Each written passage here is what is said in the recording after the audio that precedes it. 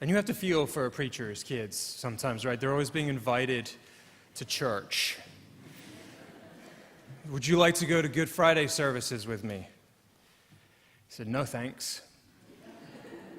That's not the right answer, but it was an answer. I said, why not? Why don't you want to go to church? He said, I'm good. I already know how that story ends. That's it. I know how that story ends.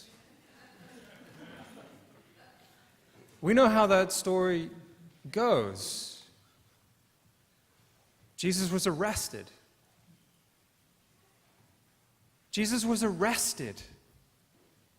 Somehow those who are already in power are able to convince the people who don't have any power that Jesus is dangerous, when in fact the only danger he presents is to those who already have power.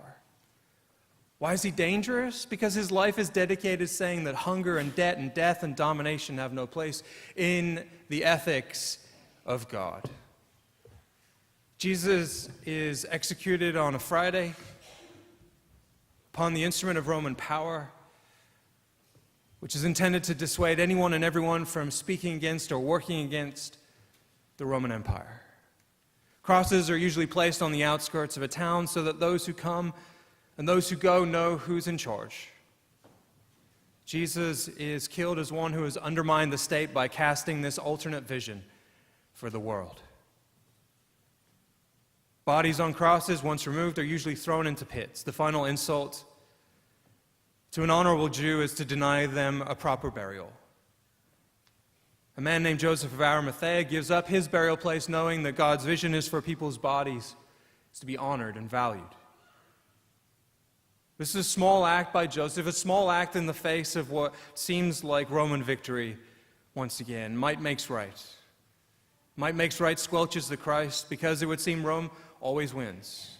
After all that Jesus said about hunger and debt, about bread and fishing and healing, about money and corruption and corrupt religion, after all that he preached about a vision for the world, after all that he did to create a new banquet table where all are welcome and fed, Rome has won again, because Rome always seems to win.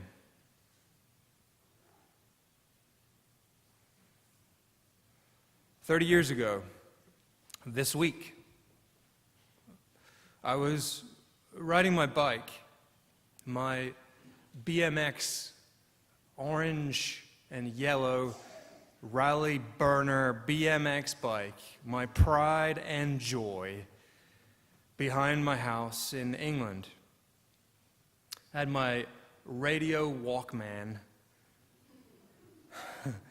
and some headphones in my ears.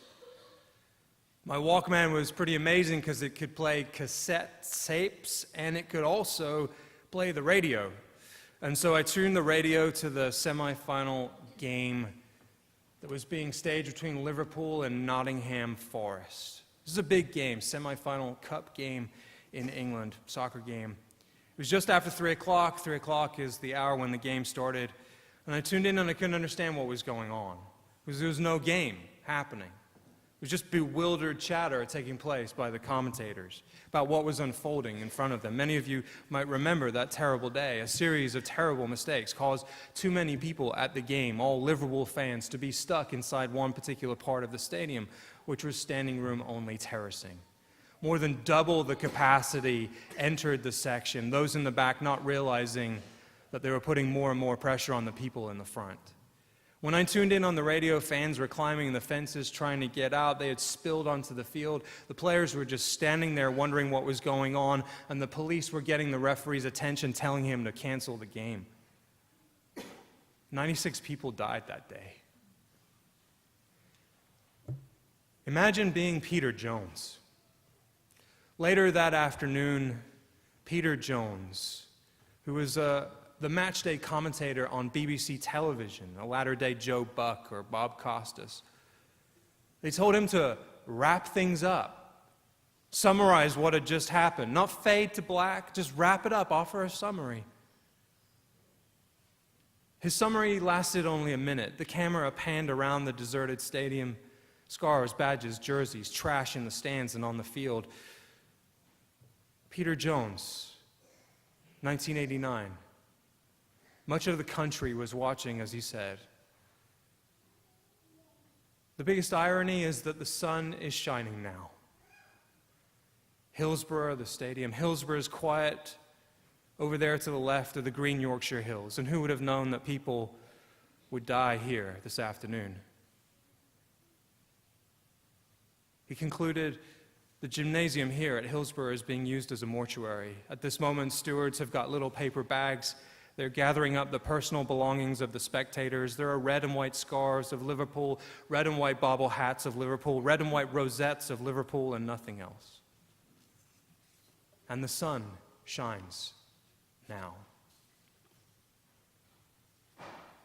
Those were his last words that afternoon, and the sun shines now. He was sad and incredulous at the same time. In a country renowned for its perpetual drizzle and overcast skies, as that terrible afternoon drew to a close, the clouds parted and the sun came out, and the sun shines now. Almost as an act of defiance, the sun shines now. How ridiculous, perhaps, that one might seek to draw meaning from such a thing.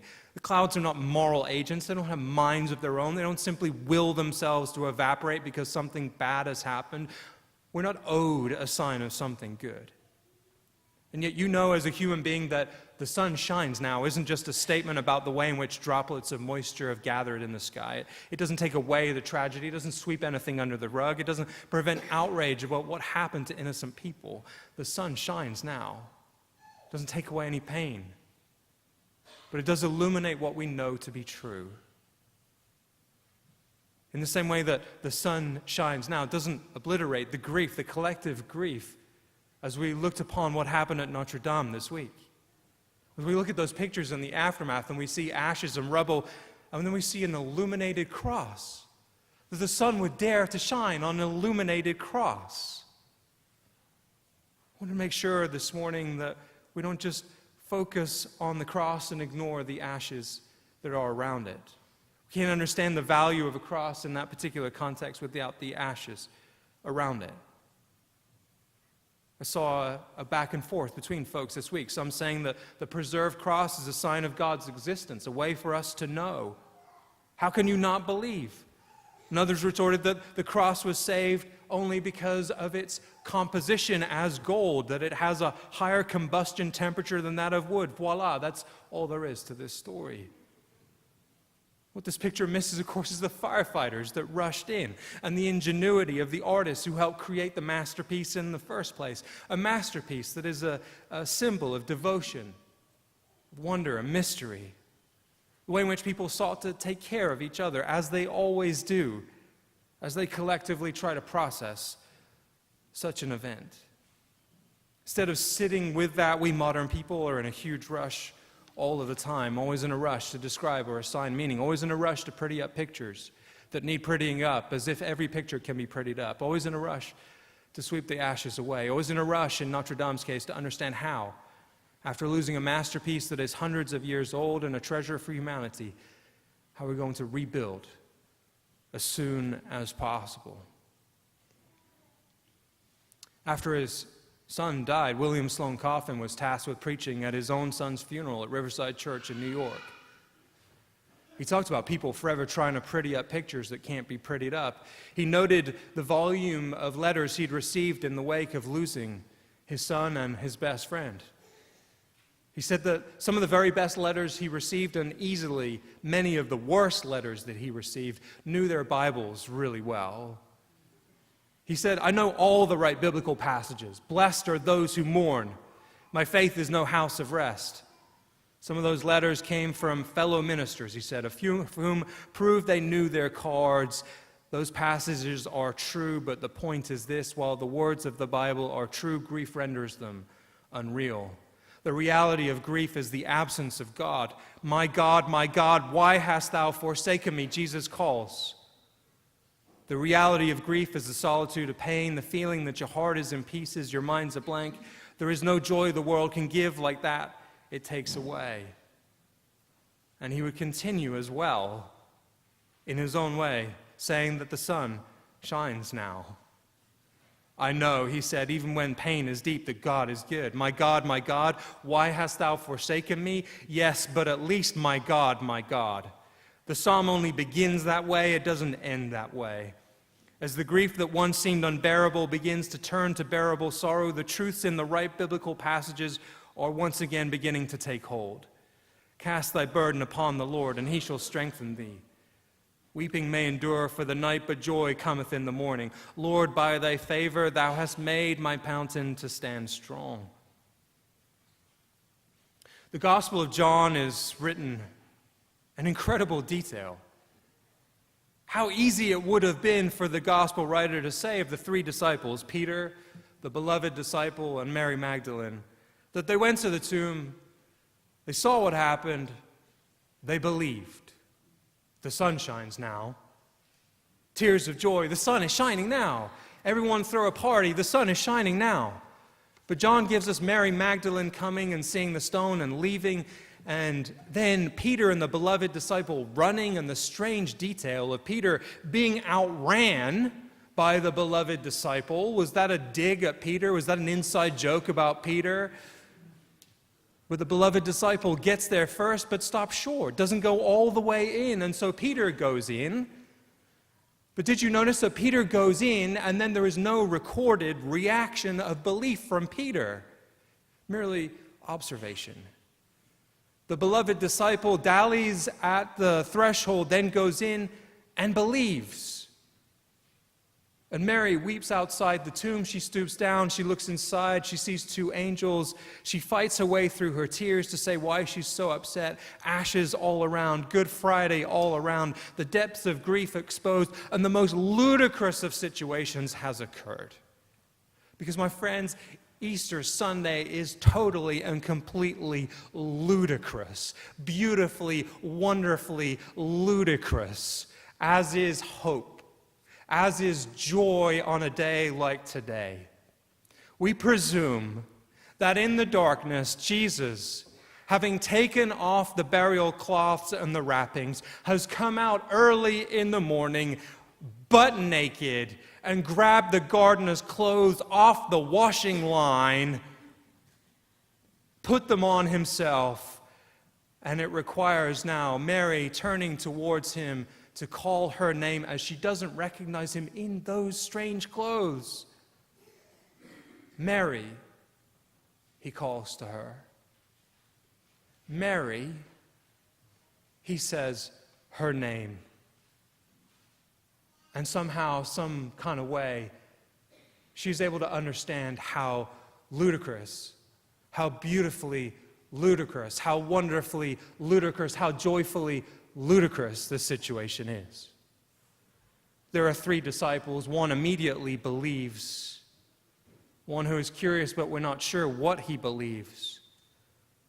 And one whose name is called, and her depths, the depths of her ashes are exposed. But she is recognized by the living, loving Jesus. The sun shines now. Christ is risen, my friends. In a world full of Good Fridays, Christ is risen, my friends. In a world where the depths of darkness and pain and anguish and grief are alive and well, Christ is risen, my friends. We are here, we are alive, and we are God's, and every human being in Sri Lanka this morning is God's. Because it isn't Rome and it isn't death that has the final say. Joy and love and hope are defiant. We proclaim that resurrection is the last word, and love is the final proclamation, and hope is the ultimate declaration. Christ is risen. Easter doesn't come easy. Easter is not the same as happiness. Joy is not merely synonymous with feeling good or optimistic. Joy is here. Easter is here. God is here. Christ is risen. Hallelujah.